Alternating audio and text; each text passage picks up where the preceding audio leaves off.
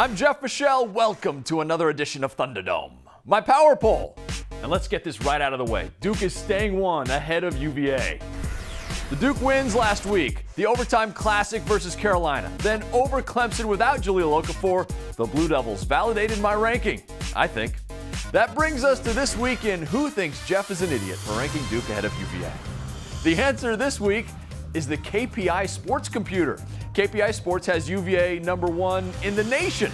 Look, yes, ahead of Kentucky. And you don't need a computer to figure out if you think a team is #1 in the nation, you definitely think it's #1 in the ACC. So, the KPI Sports computer is the answer for this week in Who Thinks Jeff is an Idiot for ranking Duke ahead of UVA.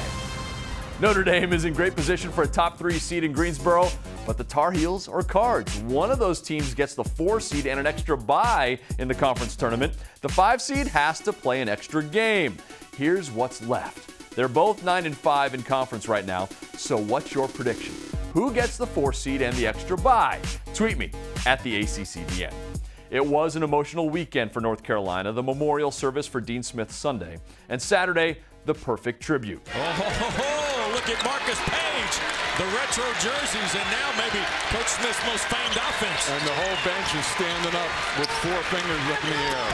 Johnson back door. Roy Williams had his team run 4 corners to honor his mentor, and it worked because, well, it had to. And watching Roy react, that's the moment that made it a little dusty in here. You can watch that again on the ACC.com.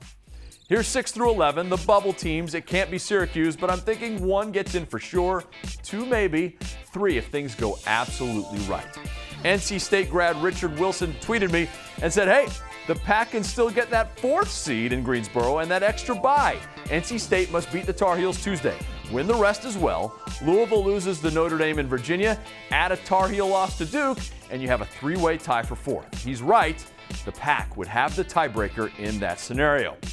Oh, then Richard added a second tweet, but that's none of my business.